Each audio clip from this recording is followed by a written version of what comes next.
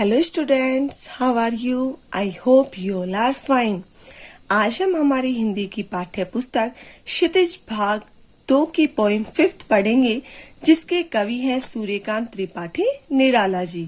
सूर्यकांत त्रिपाठी निराला का जन्म 1899 में बंगाल के महिसादल नामक रियासत में मेदिनीपुर नामक स्थान पर हुआ।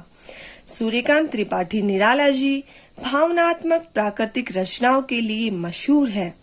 हमारी पाठ्य पुस्तक में इन्होंने 2 कविताओं की रचना की है। पहली कविता है उत्साह और दूसरी कविता है अट नहीं रही है। इस वीडियो में हम उत्साह कविता के बारे में पढ़ेंगे। उत्साह कविता में निराला जी ने समाज में नई चेतना और सामाजिक परिवर्तन के लिए आह्वान किया है।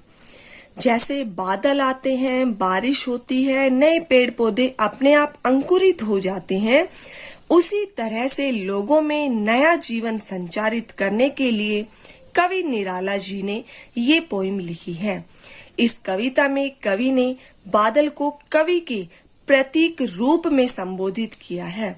इस कविता को पढ़ने पर ऐसा लगता है जैसे निराला जी बादल को गरजने और नव चेतना जगाने के लिए कह रहे हो, लेकिन वास्तव में वे कवि को नई कविता की रचना करके नव चेतना जगाने के लिए कह रहे हैं, जिससे लोगों के अंदर उम्मीद जाग जाए कि उनके दुख दूर हो जाएंगे और वे भी गुलामी की जंजीरों को तोड़ने के लिए कुछ प्रयत्न करेंगे, क्योंकि सामाजिक क्रांति या बदलाव लाने में कवियों और लेखकों का बहुत योगदान होता है। तो शुरू करते हैं हमारी पोएम उत्साह।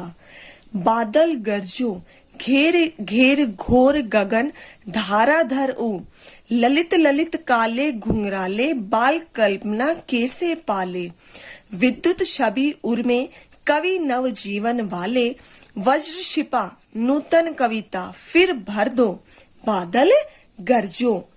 बादल गरजो कि हे बादलो तुम गरजो, तुम अपनी गर्जना करो। घेर घेर घेर घेर कर घोर सारे गगन आकाश को, धाराधर जल की धारा को धारण करने वाले कौन? बादल। ओ यहाँ कवि ने क्रांति के प्रतीक बादल को संबोधित करते हुए कह रहे हैं कि हे बादल तुम खूब गरजो, ताकि जो निराशा से भरे लोग हैं वो जाग जाए। तुम सारे आकाश को घेर कर ओ जल की धारा धारण करने वाले बादलों तुम खूब गरजो।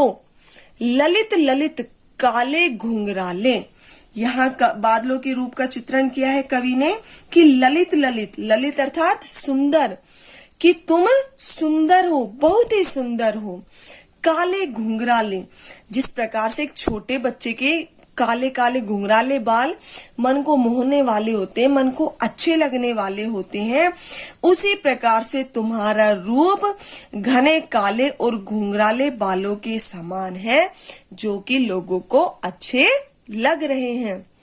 बाल कल्पना कैसे पाले, बाल बच्चे की कल्पना कैसे पाले, अर्थात कवि कह रहे हैं कि जैसे बच्चे अपने मन में कल्पनाएं करते हैं और उनको पाल लेते हैं कि ऐसा होता होगा, ऐसा होता होगा, ऐसा होता है। जिस प्रकार से एक बच्चा अपने माइंड में इमेजिनेशन कर लेता है किसी भी चीज को लेकर, वैसे ही तुम अबोध बालकों की मधुर कल्पना के समान पाले हुए से हो। विद्युत छवि उर्मे कवि नव जीवन वाले। विद्युत छवि, विद्युत अर्थात बिजली की, छवि अर्थात शोभा या सुंदरता, और कवि कह रहा है कि तुम अपने उर अर्थात हृदय में, कि तुम अपने हृदय में बिजली की शोभा रखे हुए हो। कवि नव जीवन वाले, जैसे कवि होते हैं वैसे ही तुम हो। कवि जैसे अपनी कविता की रचना करके लोगों के जीवन में नई उमंग जगाता है, वैसे ही तुम भी बारिश करके नए नए पौधों को उगाने वाले हो और उन्हें नया जीवन देने वाले हो। वज्र शिपा, वज्र होता है कठोर, छिपा हुआ है नूतन नई कविता में। और जिस प्रकार से नई नई कविताओं में चेतना भरने की शक्ति छिपी होती है, उसी प्रकार तुम्हारे अंदर भी वज्र की शक्ति विद्यमान है। फिर भर दो बादल गरजो, हे बादलों तुम खूब गरजो और सब में एक बार फिर नया जीवन, नया जोश, नई उमंग भर दो। विकल विकल उन्मन थे उन्मन, विश्व के निदाग के सकल जन, आए अज्ञात दिशा से अनंत के घन, तप्त धरा जल से फिर शीतल कर दो, बादल गरजो। तो इन पंक्तियों में कवि निराला जी ने बादलों का दुख से पीड़ित मानवता को सुख प्रदान करने के लिए आह्वान किया है। तो देखिए, विकल विकल बेचैन, उन्मन थे उन्मन, उन्मन अर्थात अनमने, जिसका मन एक जगह पर कंसंट्रेट नहीं कर पाए, विश्व के संसार के निदाग तपती गर्मी के कारण सकल संपूर्ण जन लोग। तो यहाँ जो सेकंड लाइन है, विश्व के निदाग के सकल जन, उसकी हिंदी ट्रांसलेशन हम फर्स्ट में करेंगे। और जो फर्स्ट लाइन है, विकल विकल उन्मन थे उन्मन, इसकी हिंदी ट्रांसलेशन हम सेकंड लाइन में करेंगे।